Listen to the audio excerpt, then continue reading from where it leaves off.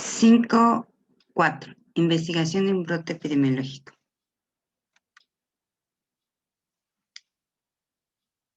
El primer objetivo de la investigación de una epidemia o brote determina enfermedades. E identifica la forma de interrumpir la transmisión y prevenir que ocurran nuevos casos. La investigación implica entrevistar al enfermo y a sus contactos mediante un cuestionario diseñado especialmente para el estudio de brotes. Recoger muestras para laboratorio para la confirmación de los casos, búsqueda de casos adicionales, determinar el modo probable de transmisión si se trata de una enfermedad desconocida. Si es una enfermedad conocida y como ya se conoce el modo de transmisión, habría que buscar lugares contaminados o vectores, en su caso, identificar factores de riesgo y otros factores que hayan contribuido para la ocurrencia de los casos. Finalmente, es deseable identificar el agente causal, sea infeccioso o no.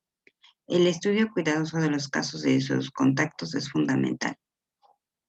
Pasos por seguir en el estudio de un brote. Primero, establecer la existencia de casos relacionados y verificar el diagnóstico clínico. Para lograr la identificación de casos se deben establecer unas definiciones en base de criterios clínicos, epidemiológicos y de laboratorio. Los casos son clasificados inicialmente de acuerdo con los siguientes criterios.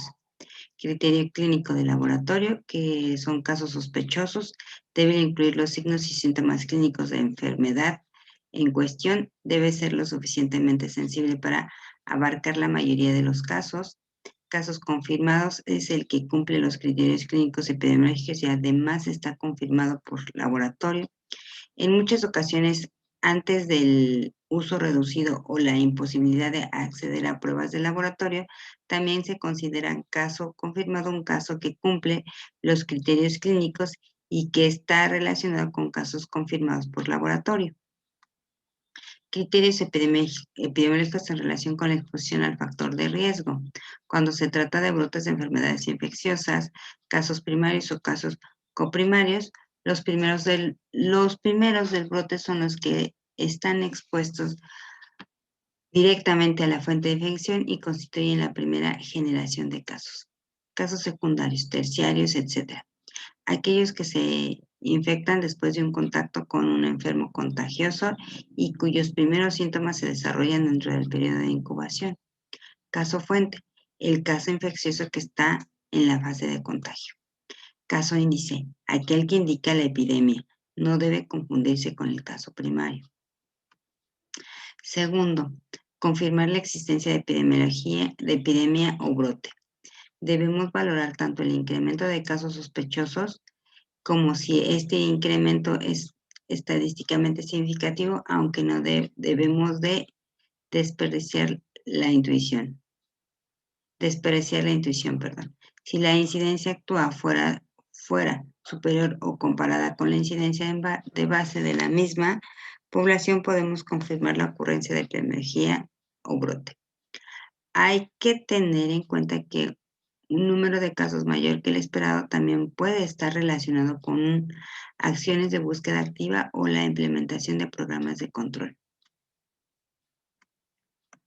Tercero, descripción de la epidemiología o brote. El objetivo es hacer una clasificación ordenada de los casos en tiempo, lugar y persona.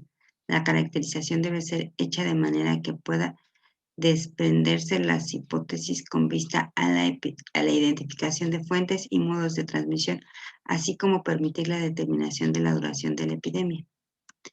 Relativo al tiempo, el análisis de la dimensión tiempo es muy importante.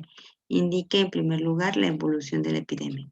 En segundo, aporta información acerca de la posible fecha de exposición. En tercero, permite identificar las generaciones de casos que ha producido el brote. Se representa gráficamente mediante una curva epidémica en la que el eje ordenado Y se coloca como los casos y en el eje X el tiempo. En la escala del eje de las abscisas representa el tiempo, su rango depende del periodo de incubación de la enfermedad. La conclusión o final de la epidemia necesita al menos de 2 periodos de incubación sin la aparición de casos. Relativo al lugar o espacio. En el estudio de brotes, los límites geográficos, las marcas en el territorio epidemiológico, la distribución geográfica de los casos, debe ofrecer pistas para identificar el grupo de población expuesta a mayor riesgo. Cuando la distribución de los casos en un mapa representa una concentración de estos en un determinado punto, sugiere un factor común como vehículo de transmisión. Se trata, por tanto, de un método descriptivo donde la visualización del problema en forma sencilla es importante. Relativo a las características de persona. Su estudio incluye información acerca de la edad, sexo, religión, exposición a riesgo, pero también información sobre las condiciones en las que se produce la relación entre los casos, sus contactos y su potencial epidémica. Cuarto, formulación de hipótesis. El estudio descriptivo y las investigaciones realizadas nos permiten formular hipótesis causales de una forma lógica y plausible acerca del agente etiológico, la fuente de infección, los posibles modos de transmisión, así como las características de las poblaciones expuestas al riesgo de infección. Quinto, aplicación de la investigación. Si fuera necesario y análisis para la verificación de las hipótesis. Sexto, medidas de control del brote. Las medidas de control de un brote se deben de indicar en el momento en que se conoce la existencia de este. Séptimo, elaboración de un informe. Puede ser ampliamente divulgado en forma y tiempo oportuno a autoridades profesionales de la salud y medios de comunicación.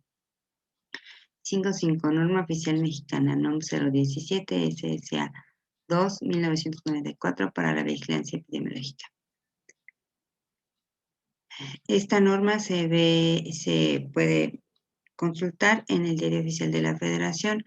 Consta de varias partes que son la introducción, el objetivo, la referencia, la definición y abreviatura, disposiciones generales, organización para la vigilancia epidemiológica, componentes de la vigilancia epidemiológica, metodología y procedimientos para la vigilancia epidemiológica, notificación y análisis de la información para vigilancia epidemiológica, evaluación, análisis, riesgos y determinación de la salud, componentes de la vigilancia epidemiológica, metodología y procedimientos para la vigilancia epidemiológica, notificación y análisis de la información para la vigilancia epidemiológica, evaluación y análisis de los riesgos y determinación de la salud, difusión de la información, laboratorio nacional de referencia de Red Nacional de Laboratorios de la Salud Pública, procedimientos de evaluación de la comunidad, capacitación de recursos humanos para la vigilancia epidemiológica, supervisión del sistema de vigilancia epidemiológica, investigación operativa de epidemiología,